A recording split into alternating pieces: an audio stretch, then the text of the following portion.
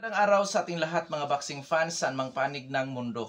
Dalawang pares na bakbakan po ang ating tatalakayin dahil bukas na po ito magaganap sa bansang Japan. Junto Nakatane kontra Tasana Salapat. Tenshin Nasukawa kontra Jerwin Asilo. Sa mga bakbakan na ito tayo po ay maghahayag ng sarili nating fight prediction, comparison at analysis. Noong sandon pa po lamang sa ating gagawing comparison detalyado na inyong malalaman kung saan nga ba naging yamado, saan naging lihado ito magkabilang panig.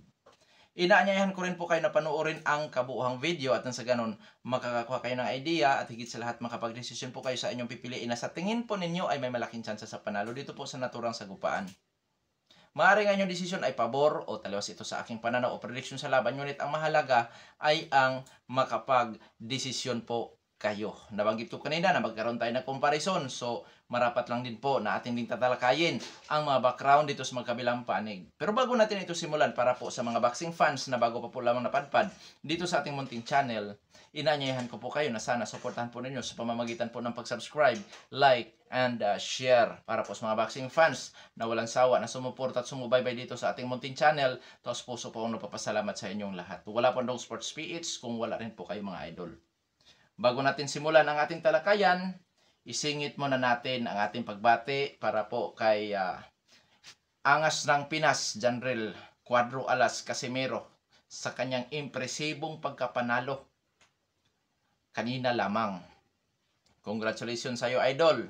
Sana pagbigyan ka na mapapalaban sa tinaguriang The Monster daw ng Japan na si Naoya Inoue. Ang problema lang, idol Casimero, baka naman natakot sa iyo yon. Grabing lakas mo. Talagang ang pagyayama mo o pagyayabang, yun yung sinasabi na kung mag-aangas, dapat patunayan. At yun nga, nakita natin kanina. At isa pa, ang dami ng pinagdaanan mo. Sumablay ka sa timbang. Maraming demand yung kalaban mo. Mula sa gloves at rehydration clothes. Pero ganun pa rin. Isa pa sa kinatatakot ng marami, kahit ako, yung humawak daw doon sa nakalaban mo na si Saul Sanchez, strength and conditioning coach, ay si Mimo Heredia. May nabasa pa nga akong nakapost na kung saan sabi ni Mimo Heredia na nung siya daw ay may hawak sa'yo, walang kahirap-hirap na makuha ang timbang. Which is malaking bagay para sa isang boksingero ang may nagkontrol. Strength and conditioning coach, malaking bagay po talaga yan. Hindi ko talaga inaayawan yan, na kung saan kailangan na rin po. Sa tingin ko lang, idol Casimero, kailangan mo na rin na magkaroon ng strength and body conditioning coach. Oo. At nang sa ganun, hindi ka mahirapan sa pagkuha ng timbang. Pero kanina, narinig ko yung sinabi mo na uminom ka lang ng tubig, hindi na isang bisis ka lang kumain. Ay talagang matindi ang yung pinagdadaanan. Kaya naman, pag akyat mo palang sa ring kanina, nakikita ko seryoso ka. Yung pala. Hindi mo pinatagal ang laban. Grabe. Mayroon ako nakita ng mga post sa YouTube, sa Facebook, na pinataob mo raw yung katunggali mo. Hindi pinataob, pinatihaya. Tihaya yun eh. Hindi tumaob, tihaya. Parang Donaire Montiel, parang ganon. Ang pagkabagsak na nangisay. At parang uppercut ni Pacquiao kay Marquez. Bulagta. Doon pa lang dapat nang itinigil ang laban eh. Oo. Kaso, binilangan pa. At yun nga, nabugbog pa tuloy lalo. Kinain mo talaga. Isuntok nung kalaban mo. Kaya sabi ko nga mga idol, yung strength and body conditioning coach, malaking bagay po yan sa boksingero. Pero nasa boksingero pa rin ang rinda sa ikapanalo. Di dalawa ng example natin ngayon. Dahil yung una nating example, Ryan Garcia kontra Dono. Mimo Heredia yun. At nito ngayon, sunod, Casimero at saka si Saul Sanchez. Under of Mimo Heredia's, alam niyo na, siya yung strength and body conditioning coach ni, nitong si Saul Sanchez. Pero pero nasa boksingero pa rin. Oo. Pero malaking bagay po yun, na kung saan, once na magtagal ang laban, siyempre yung kondisyon sa katawan. O, malaking bagay po talaga yun. Hindi ko kinakontra yan. Oo. Na kailangan talaga rin ang magkaroon ng ganon. Para hindi mahirapan. Oo. So ngayon, pagpatuloy na natin ang ating talakayan. Which is, sa labanan sa pagitan ni Tenshin Nasukawa kontra sa ating kababayan na si Jiren Asilo at Junto Nakatani kontra sa TIE Fighter na si Tasa Salapat. Okay, unahin natin nabanggitin dito ang bakbakan sa pagitan ni Tenshin Nasukawa at Jiren Asilo dahil sila po ay kasama sa undercard. Okay. Jiren Asilo bilang isang professional boxer, may impresibong kartada po ito. 9 wins with 4 wins coming by way of knockout. Undefeated by 23 anyos at ang height 5 foot and 6 inches. Orthodox ang stance sa count ratio 44.44%. Last fight, July 27, 2024, nakasagupan nito si Surat M. Ong. Panalo si Kabayan by second round knockout. Karanasan o experience nitong ating kababayan, sinuri ko kung siya ba dating lumalaban sa amateur boxing o sa Olympic. Wala pa tayong natagpuan. So, diretso tayo sa uri ng kanyang mga nakalaban sa pro boxing. Katulad ni Surat M. Ong at Aljom Pilicio, na kung saan may mga magagandang kartada po sa kanilang record. O, yan lang po ang pinakamagandang kartada sa nakatunggali nga nitong ating kababayan. So, skills naman ni Kabayan, pangkalahatan, boxer-puncher. Boxer-puncher, pwede siyang maging pressure fighter style, defensive style, lumalaban sa brawlan o tututulakbakan, or brawler style, may counter-punching style. Taglay ni Kabayan ang hand speed, liksi rin na galawan, timing at accuracy. Ngunit pagdating po sa depensa nitong ating kababayan, average lang din po. Ibig sabihin may mga openings sa mid-range at sa close range na suntukan. Hindi ka masamantala. Sa panig naman ni Tenshin Nasukawa, kung yung naalala po mga lods, itong si Tenshin Nasukawa, nakasagupa nito si Floyd Mayweather Jr. sa isang exhibition fight. Nung sa natalo nga ito si Tenshin Nasukawa. Itong si Tenshin Nasukawa sa ngayon bilang isang professional boxer na may impresibong kartada din po ito na 4 wins with 2 wins coming by way of knockout, undefeated, may 26 anyos at ang height 5 foot and 5 inches. Southpaw din ang stance. Southpaw ang stance sa count ratio 50%. Last fight July 20, 2024 nakasagupa ang veteranong boksingero na si Jonathan Rodriguez. Panalo itong si Tenshin Nasukawa sa laban kay Rodriguez by 3rd round technical knockout. Experience ni Tenshin Nasukawa, siya ay dating world champion sa kickboxing sa Rise World doon sa Rise World Featherweight Champion. Yan po ang diyan siya nag-world champion. Na may impresibong kartada na 99 wins with 37 wins coming by way of knockout, may 5 talo lamang at may 3 tabla. Dito naman sa pro boxing mga idol, ang mga matitinding na kalaban nito ay ang katulad ni Jonathan Rodriguez na veterano at si Luis Robles. Sa skills naman ni Tenshin Nasukawa, pangkalahatan boxer-puncher din po. Pressure fighter style, defensive style, counter-punching style, lumalaban din sa brawlan o tututulokbakan, may counter-punching style. May mga footwork din po ito na kayang ipanatili ang distansya niya sa kanyang tunggali. Footwork kung saan ginagamit ang ring, kaya nga boxer-puncher ito. Taglay nito ang hand speed, liksi rin na galawan, power, timing at accuracy sa depensa. Average lang din po ang depensa ni Tenshin Nasukawa. Ibig sabihin may mga openings na delikado ding masamantala. Oo. So, ngayon dadako na tayo sa ating gagawing comparison. Sa ranking po ng BoxRec, out of 1,138, pang 49 si Tenshin Nasukawa sa Bantamweight Division. Si Jiren Asilo naman ay pang 53. Doon gaganap pinabakbakan sa bansang Japan, ibig sabihin dayo itong ating kababayan. Disadvantage po yan para sa ating kababayan. Yung dayo. So sa physical naman na appearance, 26 anyos ang Japanese fighter, 23 anyos si Kabayan. So nasa prime na ang Japanese fighter, si Kabayan wala pa po talaga sa kanyang peak prime. 23 years old. Kailan ba naging peak prime ang isang boksingero? Ayon po sa mga eksperto, 25 anyos hanggang 35 anyos, which is yung kadulo-dulong prime na ang 35 anyos. So disadvantage kay Kabayan na wala pa sa kanyang peak prime.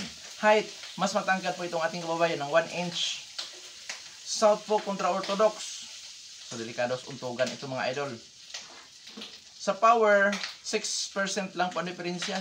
50% ang knockout ratio ni Nasukawa, 44% ang knockout ratio naman ni Kabayan.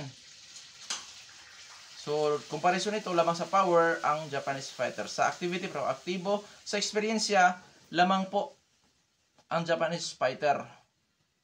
Although, dati siyang kickboxer, dating world champion sa kickboxing, iba ang rules, pero combat sports. So, hindi bago para kay Tenshin Nasukawa ito. Dahil combat sports nga. At sa uri naman ng kanya nakalaban sa pro boxing, lamang pa rin si Tenshin Nasukawa. So, dyan, siguro, 60-40 sa experience. Sa skills, 50-50. Ibig sabihin, nakadepende po yan kung kaninong diskarte ang maging epektibo sa labanan. Opo. So, sinong Yamado? Automatic, Yamado ang Japanese fighter, 55-45 po sa comparison natin. So, ngayon, prediction na tayo. Prediction ko po dyan, Tenshin Nasukawa by unanimous decision or split decision. Oo. Dahil hindi ko pa nakita ang kahinaan ni Kabayan. Kumo, may power o may lakas din naman ang Japanese fighter, posible din niyang ma-knockout itong ating kababayan. Kasi 10 rounds ito. So, nasa mga 1-6. Posibleng makuha ng Japanese fighter or masamantala ng Japanese fighter ang mga opinions nitong ating kababayan. So, tapos na tayo sa ating official prediction na kung saan pabor nga ako sa Japanese fighter na posibleng manalo ito. So sa panig naman itong ating kababayan, gamit ang kanyang liksi din. Siyempre power, kahit pa paano. Makapiho lang ito sa panalo once na makuha niyang mapabagsak o ma-knock out ang katunggali. So kailangan niyang i-knock out mga lods dahil dayo siya. Dahil kung ito ay magkaroon lamang ng close fight ticket sa scorecard, malaki ang chance na doon i-award sa taga doon by hometown decision. Ganyan. So, kailangan ni Kabayan i-knock out ito. May tendency ba? O may kakayahan ba si Kabayan na knock out ito sa Japanese fighter? Oo naman. Dahil may mga openings din po ang Japanese fighter. At kung sakaling hindi niya magawang may knockout, sana maging agresibo si Kabayan pero kasama ang pag-iingat. Agresibo sa pagbato ng mga suntok. Kasamahan ng pag-iingat. At nang sa ganon, makumbinsin niya ang hurado na siya ang papaboran. Ibig sabihin, sa madaling salita, bagamat dihado si Kabayan dito, may laban at may tsansang manalo po yan, knockoutan din o puntusan. Hindi kataka-taka o kagulat-gulat po yan dahil itong ating kababayan ay isang talentadong boksingero po. Lamang, pagdating po sa karanasan, yun ang isa sa kakulangan nitong ating kababayan. At siyempre, yung pagdayo niya doon sa ibang bansa. Dahil sa tingin ko, yan ang kununang laban ni Jeron Asilo labas dito po sa ating bansang Pilipinas. Okay, Junto Nakatane kontra Tasana Salapat, Thailander ito. Ito si Tasana Salapat as a pro boxer may impresibong kartada, 76 wins with 53 wins coming by way of knockout, may isang talo, ngunit wala pa nitalang tabla. Sa kanya nag-iisang talo, sa puntusan lamang ito natatalo, may edad 30 anyos at ang height 5 foot and 6.5 inches. Reach 68.5 inches. South po ang stance. Knockout ratio 69.74%. Last fight July 31, 2024, Gaming Lee. Panalo ba yun na unanimous decision si Salapat? Eksperyensya o karanasan itong si Salapat, minsan na itong naging secondary world title challenger. Nakasagupa si Takuma Inoue na kung saan natalo itong si Tasana Salapat kontra Takuma Inoue by unanimous decision. Nangyari po yan noong 2018. Kaya sa record ni Tasana Salapat may isang talo sa kanyang 76 wins. At idagdag natin si Chaiwatbot Kratok, hindi po yan basta-basta din na boksingero. Sa skills na taglay-taglay ni Tasana, boxer puncher din po ito. So sa panig naman ni Junto Nakatane, bilang isang professional boxer, may impresibong kartada din po ang Japanese fighter. 28 wins with 21 wins coming by way of knockout, undefeated din. O undefeated, kasi may talo na nga si Salapat na isa. Edad ni Junto Nakatane, 26 anyos. At ang height, 5 foot and 8 inches. Reach, 68.5 inches. South po ang stance. Knockout ratio, 75%. Last fight, July 20, 2024. Nakasagupa si Vincent Astrolabio na ating kababayan. Ang itinaga lamang ni Astrolabio ay first round. Isang body shot po lamang ang kinailangan ni Junto Nakatani para mapaayaw po si Acero. Talaga nangayaw dito si Astrolabio. Hindi niya kayang ipagpatuloy ang laban.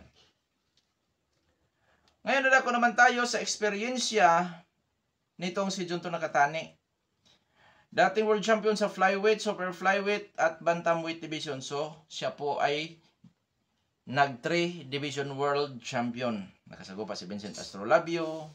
Si Vincent Astrolabio po dito sa bantamweight division, siya po ay dating world title challenger. Alejandro Santiago, na kung saan si Santiago naman ang tumalo kay Nonito Donaire Jr., which is matanda na kasi si Nonito, mga lods. Iba na talaga, 40 na yata si Nonito. Skill si Junto Nakatani, boxer puncher din po ito. Oo. Taglay ang hand speed, power, timing at accuracy. So, ngayon, dadako na tayo sa ating comparison. I-detalye lamang natin, mga lods. Sa ranking ng bantamweight division ayon sa BoxRec, number 1 sa bantamweight division si Junto Nakatani, pang 26 si Tasana Salapat. Sa ranking ng boxing scene, excuse me po. Sa ranking ng boxing scene, hindi ko nakikita ang pangalan ni Tasana Salapat. So wala sa ranking sa boxing scene. Sa rank 1 to 15 sa 4 major title belts. Ngayon, sa physical na appearance, 26 anyos si Nakatani, 30 anyos si Tasana Salapat. So pareho na sa prime ang maglalaban. Sa height, mas matangkad ng 1.5 inches si Junto Nakatani. Sa reach, pareho silang mayroong 68.5 inches. South po pareho. Knockout ratio na Nakatani 75%, knockout ratio naman ni Tasana Salapat 69%. So labanan ito ng power puncher at knockout artist. Ang knockout artist dito si Junto Nakatani, ang power puncher dito ay si Tasana Salapat. Ngayon, activity. Parang aktibo po ang dalawang maglalaban. Eksperyensya, lamang po sa eksperyensya si Junto Nakatani. Bagamat dating napalaban sa WBC interim sa bantamweight division itong si Salapat, pero tandaan natin na 3 division world champion naman si Junto Nakatani at siya pa ang champion ngayon sa bantamweight division. So lamang sa karanasan si Junto Nakatani, siguro ganyan 60-40. Sa skills, parang boxer puncher, so nakadepende na po yan kung kanino diskarte ang mga ibabaw. Parang power puncher ito Oo, parang power puncher. At kung sa tibay naman, si Takuma Inoue ang nakalaban nito, which is hindi naman kilalang knockout artist si Takuma. So masasabi nating di gaanong subok ang panga ni Tasana Salapat. At idagdag natin, sa Japan gaganapin ang bakbakan. So mga lods, dadako na tayo sa ating prediction dahil automatic naman talaga nalyamado dito si Junto Nakatani. Wala po sa ranking itong kanyang katunggali. So 60-40 po ito para sa akin, comparison. Pero ganun pa man, hindi porkit 60-40 ito, walang tsansa ang dihado. This is boxing, anything can happen. Balik-balik talaga ako dyan. Marami kasing pwedeng mangyayari dyan na taliwas sa ating inaasahan. Dito kay Nakatani, mayroong mga mangyayaring ganon. Anong tawag doon sa salitang upset? Hindi ho ba? So, ngayon, dadako na tayo sa ating prediction. Prediction ko po dyan, Junto Nakatani by technical knockout, 1-7. Ngayon, dahil sa may tibay naman itong si Tasana Salapat, sa puntusan, pabor pa rin ako kay Junto Nakatani. Marami siyang pwedeng ikapanalo sa laban. Pwede niya maidomina ang laban gamit ang power.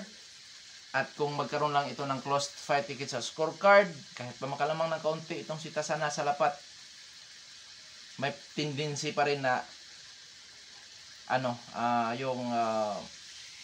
hindi niya makumbinsi ang hurado. Kahit pa sabihin lumamang ito ng kaunti. Bakit? Kampiyon at doon pa sa kanyang baluarte gaganapin ang laban. So ngayon, Junto Nakatani, pabor ako. Manalo by knockout or puntusan, pabor ako kay Junto Nakatani. Sa panig naman ni Salapat, Upset ang pinakatsansa niya. Nakautan din po o puntusan.